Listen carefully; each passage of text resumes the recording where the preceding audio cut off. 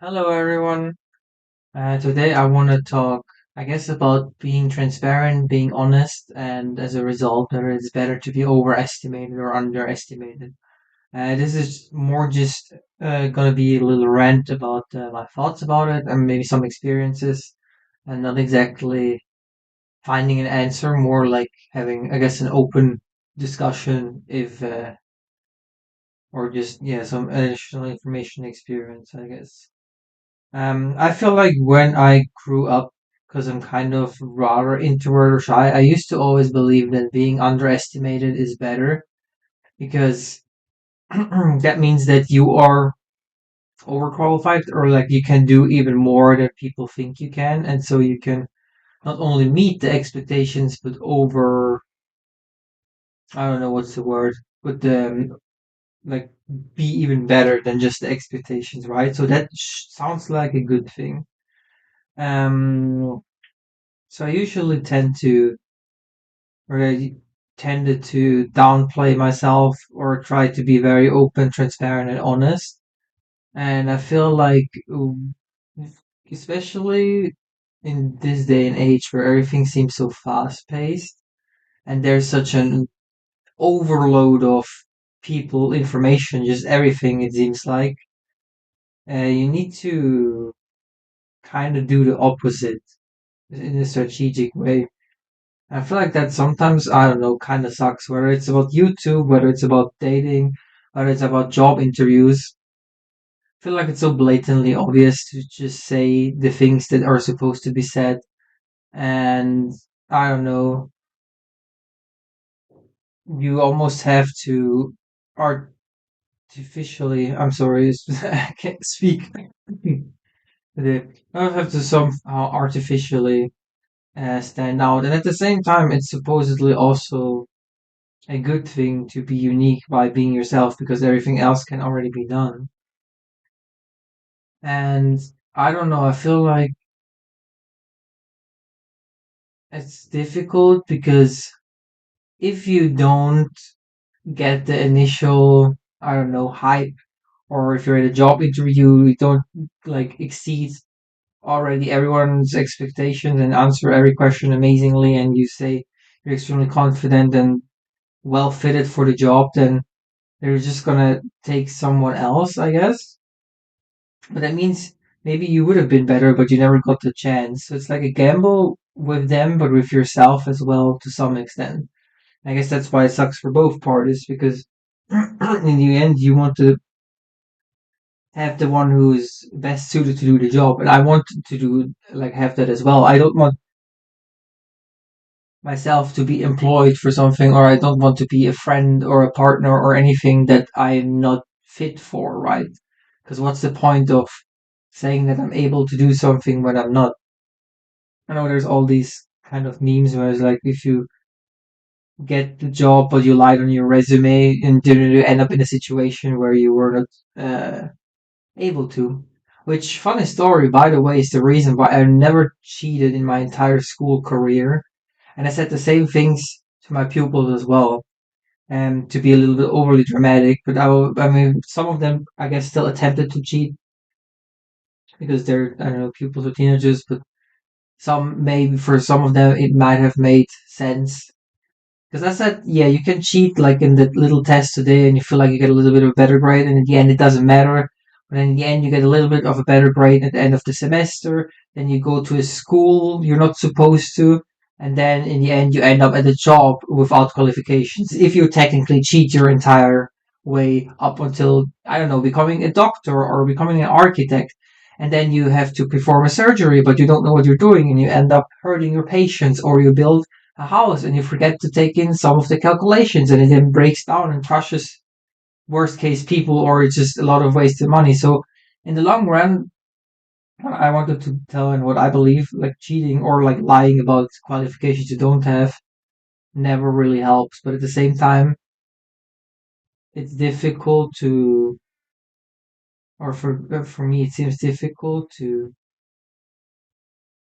convince people of good qualities without showing them. But then you need to do something to match them, right? And I caught myself multiple times as a teacher, whether I was with pupils or with parents, that to some extent I try to give, like, be confident and give the impression that I know 100% what I'm doing, which sounds kind of bad in the first moment, right?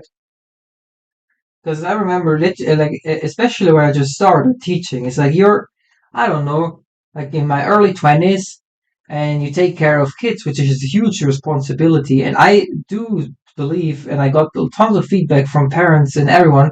I think I'm a good teacher, but I'm not great and very good at everything, right? I can't be. And obviously, it's a very emotional topic for the parents as well. And so if there's a situation where I'm unsure, and with the pupils as well, often I think about myself in, like, my class is like a sailing ship, and we're in the fog, but I just pretend. Not like a lot of times I actually know where I'm going, but even if I don't know where I'm going, I just pretend confidently where we are going, and I hope it will end up fine. And then sometimes you do make decisions that are not ideal, which is okay because if you start up as a teacher, you will have to do micro decisions 10, 20 times a day. And sometimes they are not ideal, and then you stick with it. It's okay, but to hesitate every time is even worse, or to like be unsure, because sometimes it really is just minor things. And then if you do something that is wrong and you realize, maybe that wasn't so smart, it's also okay to just like reflect for a moment and then say, maybe actually it's fine. Because I feel like it's very important to children. They, on one side, you need to have this authority as a teacher, but on the other side, it's also okay to admit that sometimes you do mistakes and that you are wrong, and then just explain why and then go back. But you can't do that too many times.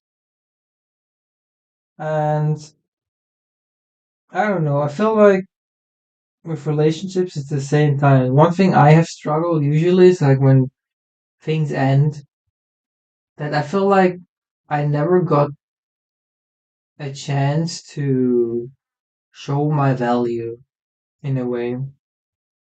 And I know that sounds, how do I put it?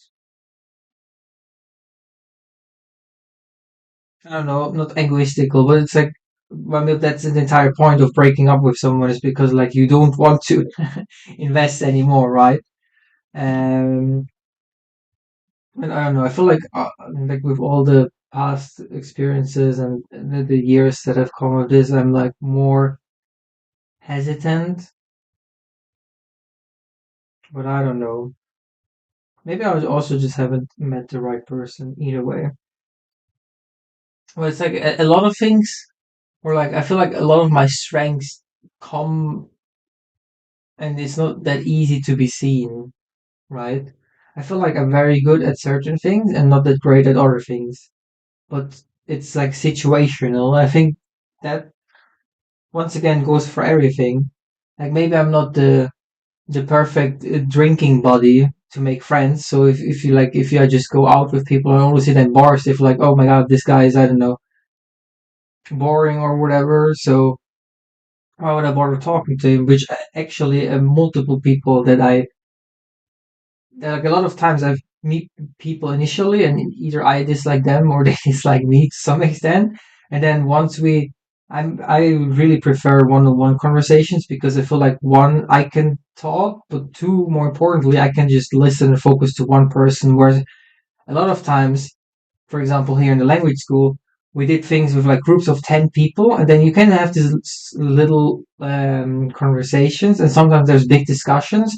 But if there's a discussion about the topic, one person talks and nine people listen, and it's very, to some extent, unproductive, because I rather just, if I care about someone's opinion, I just want to hear their opinion, and then they can hear I can add my thing, or I can ask questions about what I want to hear. And so I don't know. I feel like it's more interesting in general and more efficient. But I don't know. Maybe I'm also a little bit weird in that way. But yeah, most of the times I feel like for example, initially struggle connecting with people unless I manage to sit down with them. And talk about something that's like, wait, that guy might be pretty cool. And then, yeah, like depending on circumstances, I feel like the more difficult things get, usually the better. Like I noticed when I worked, first time worked as a full-time employee, that was when like peak Corona hit, and I had 12, 13, 14 hour work days. Wore like a mask for 10 hours. We had to do insane things. I had to jump in. There were days where I taught up to like 40 pupils in three different rooms at the same time and had to like circulate and run around. But those are things that was like peak me because one, I felt nice. Well, I felt stressed, but like a positive kind of stress because I looked at it as a challenge to overcome, and I like make it even worse, kind of, because everything was everyone was struggling, and so people around me noticed, oh my god, he's like so reliable and so on. But that only happened because of the circumstances, right? But I think usually if things are very chill, that's when I not my greatest strength for, and I'm supposed to, I guess, just lay back and enjoy. Either way, I feel like I sidetracked a lot, but in the end, I think I would like people to give me chances, but also transparently say if I fuck up. Like I also, if I do mistakes, I feel like I'm very bad at being critiqued, but I'm aware of that, and so I'm very encouraging to being criticized or like have critical feedback. Yes, I think that's the word, because I want to learn and improve with things. So I'm eager to hear it, although it's like emotionally uncomfortable. But I guess no one likes being called out for their mistakes, at least if it's not done in a nice way. Yeah, I think that's about it. Let me know your thoughts. If you have a certain strategy or what you noticed, and I'll see you in the next one, hopefully. Bye.